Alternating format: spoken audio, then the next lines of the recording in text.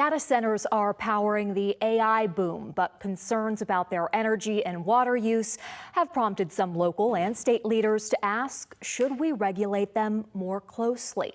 Among those leaders are Clark County commissioners who recently approved a data center expansion project from the Las Vegas-based technology company Switch. Joining us to discuss that decision and potential data center policy, along with housing, animal welfare, and other issues impacting the county, is Clark County Commission Chairman Michael Naft. Welcome back to the show. Thank you for having me back. Tell me what you think about data centers. Sure. Well, here's what I think. I think it is important, like with anything in life, that we be clear with people about the facts and the details, and that not all things are created equal. My colleague Commissioner Becker referred to our approval as the gold standard when it comes to these things. There is significant impact, you can't deny that, but you have to look at what's been improved in unincorporated Clark County, and it's something that since 2016 has been 100% renewable. There's a closed loop system, which means the water consumption is just not there. It's hitting the drain, the water that's being used. There's a prohibition that we were the first in the valley to mandate on evaporative cooling, so that issue is not as pronounced in what we approved. And you know, it's been there for 20 years. My office hasn't received any noise complaints. They have worked effectively with the neighborhood. Unlike some of these things where we just don't know the answer to those questions, this one actually employs 1,500 people here in the valley. So there are, you know, more than just nuances. There are real significant differences from one to the other. My board approving what we did a couple weeks ago. What did you approve? Yeah, we approved essentially, this was the 19th SuperNap, the 19th Switch building in the complex. Where they've existed now for so many years. And so this is really what has always been planned for them in that space, and just continued growth of what they're already doing. And explain again the water use. Let's start with that. Water use by Switch in unincorporated Clark County. Yep. Well, several years ago, Clark County and my board took a variety of significant measures when it comes to protecting our water usage in this valley, all of which we took before any of our sister municipalities.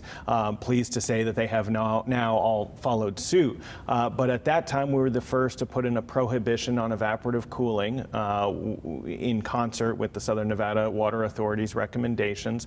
That means that you cannot build one of these data centers, or frankly anything else, using cooling that runs the water over the cooling tower and creates loss to evaporation. That's not happening in the valley with new construction any longer. That is the second most pronounced usage of water in the valley after sprinklers.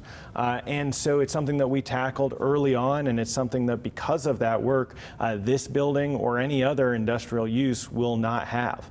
So water usage, you talk about that being cut down by that measure. What about energy use? Yep. That's only going to increase as a result of no longer using water to cool. That's right. All things have consequences, and this is absolutely something that we grapple with and that we have to put in place restrictions on as well, because you know, with everything that we do, there's a reaction. When you cut back on evaporative cooling, AC is being powered through energy.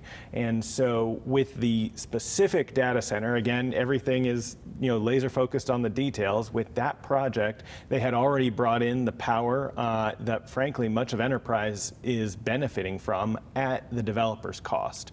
So, you know, this notion that in that case there was a significant impact on the ratepayers, with this specific data center, that is not the case. Now, just the one you approved, or I'm just talking about the one. They're all 19. I think every single one of these have to be looked at uniquely and each separately building. And must stand alone, yes. We're talking about each building within Switch. Each building within Switch has to be looked at separately. That's why they come before boards like mine and our municipalities, so that people who are elected can look at the distinctions from one to the other.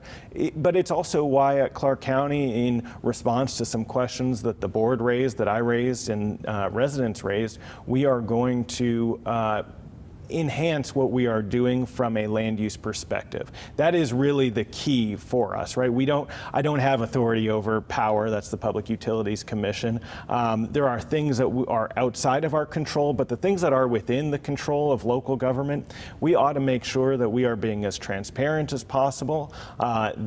The board has all of the information that they need to make sound decisions. And so we have had a discussion item related to this. We have asked already that our staff come back with some recommendations, but I think included in that, you'll likely see a special use permit for these types of buildings, where historically they were by right entitled to be in industrial zones and industrial areas. I think you might see that require a special use permit so that the people can be notified. My board can know what's coming, and the people who are impacted know exactly the details of what's coming. I'd also point out there's been a lot of discussion in our community about what's going on in Boulder City. And I think that is a really clear example of why local government is so critically important when it comes to the nuance of land use. When you get the federal government mixing in, all of a sudden all these protections, all the ones that you and I just talked about, frankly go out the window when you see that piece moving to federal land. And so if we could summarize what's going on in Boulder City, there was a piece of land that was part of the city. The city voted no, let's not put a data center there after hearing a lot of concerns from their residents. But then now a Bureau of Land Management piece of land is being used for that same thing. Yep. And the impact to the neighbors will be the same, the impact to the broader community will be the same, but they will lose all of their ability to regulate and control it the same way everything else in incorporated cities or unincorporated Clark County is once it is on federal land.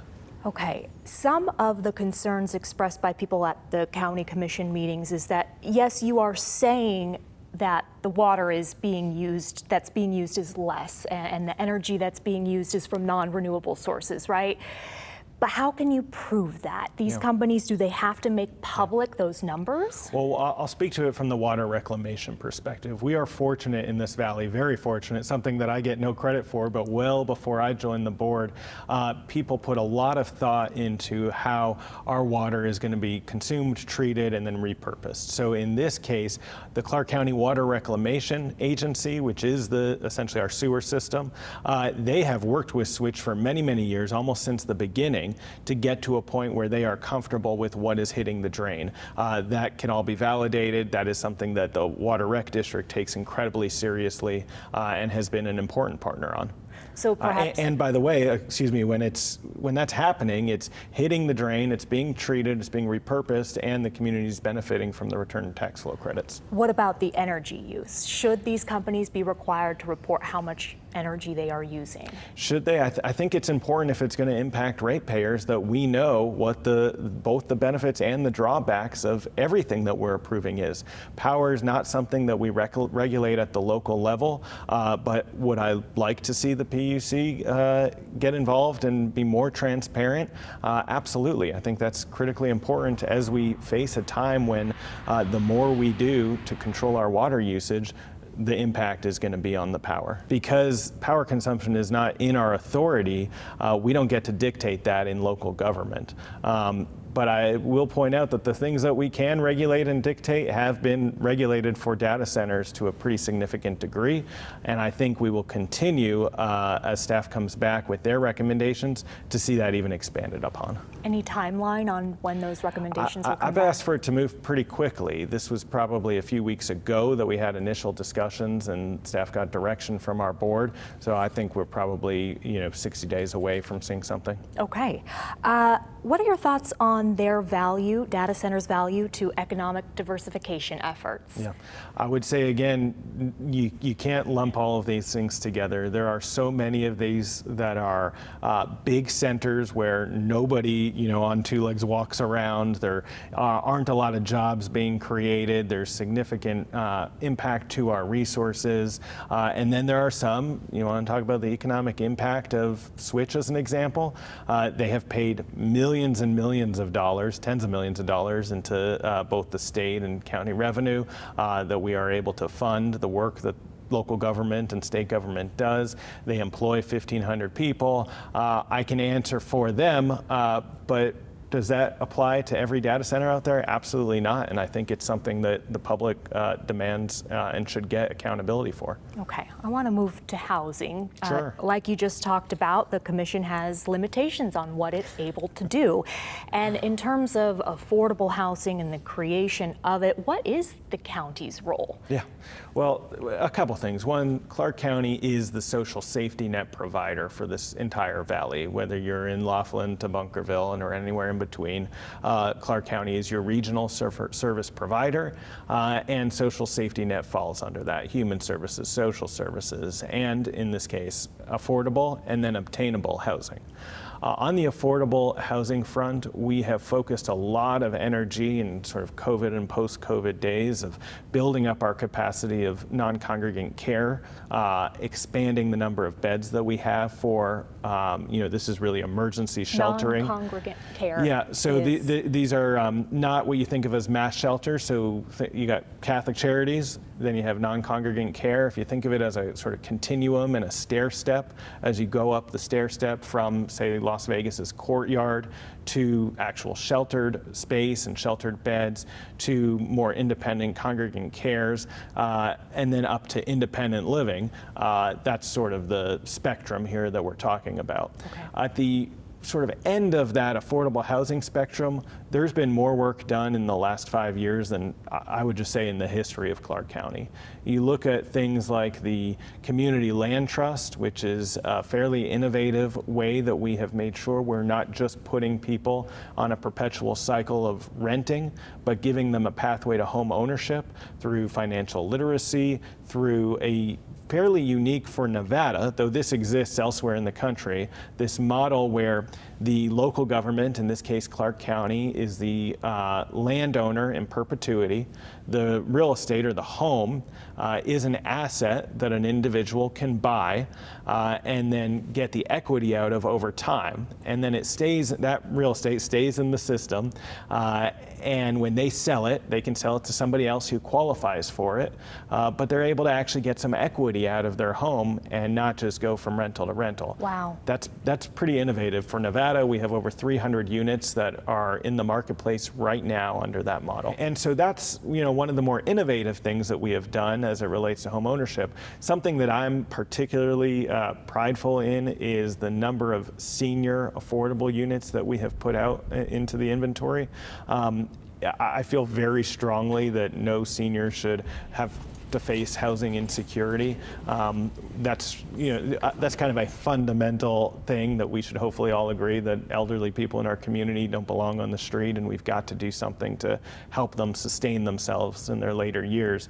And so we have supported through gap funding, through various financing mechanisms, the creation of thousands of affordable senior communities in this valley.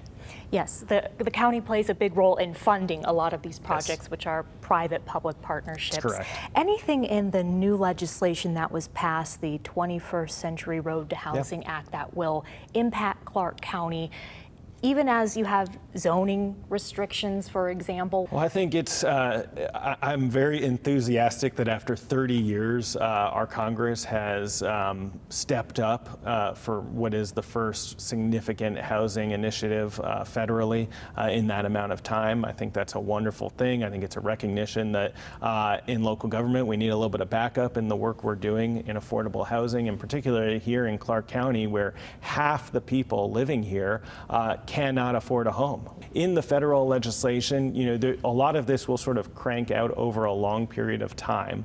What I am interested in right now is the opportunities it creates for infill developments. It streamlines some of the NEPA processes for those smaller acre communities. NEPA. Some of the environmental work that needs to be done, it helps expedite and speed that up.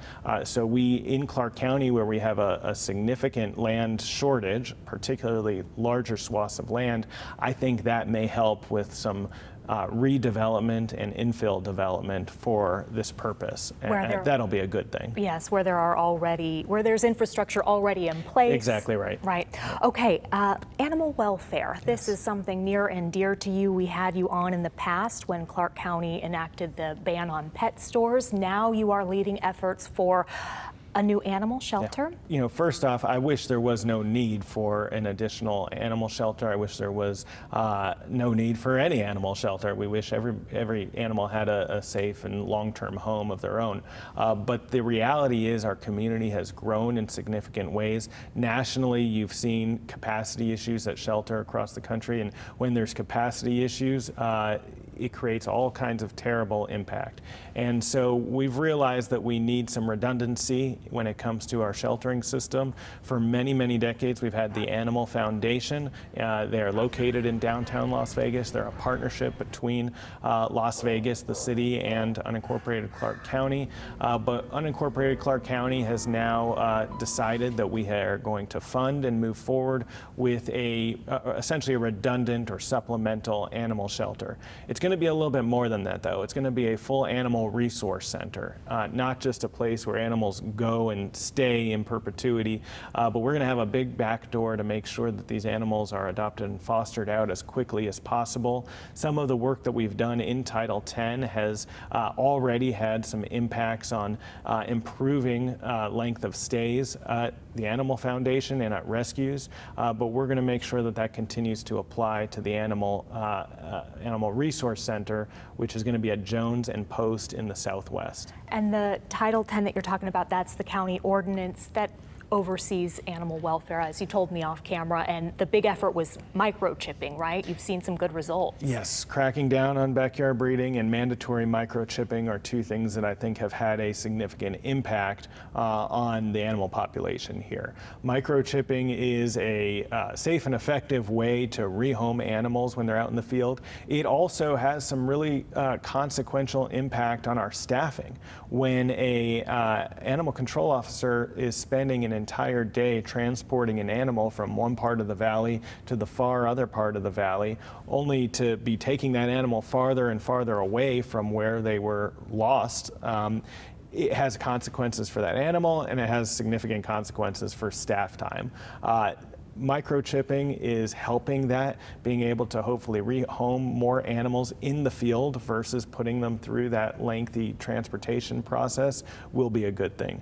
Part of that expansion is microchipping scanning stations that are going to be available in the coming days, are strategically placed around the valley at county assets like community centers, where if you find an animal that is lost out there in the community, in addition to, or maybe even in lieu of, if you're comfortable calling Animal Protective Services, you could bring that animal, scan their microchip from a kiosk, and hopefully help lead to the animal being rehomed. Okay, and the last topic, there were plans for an emergency pop-up shelter at Sam Boyd Stadium.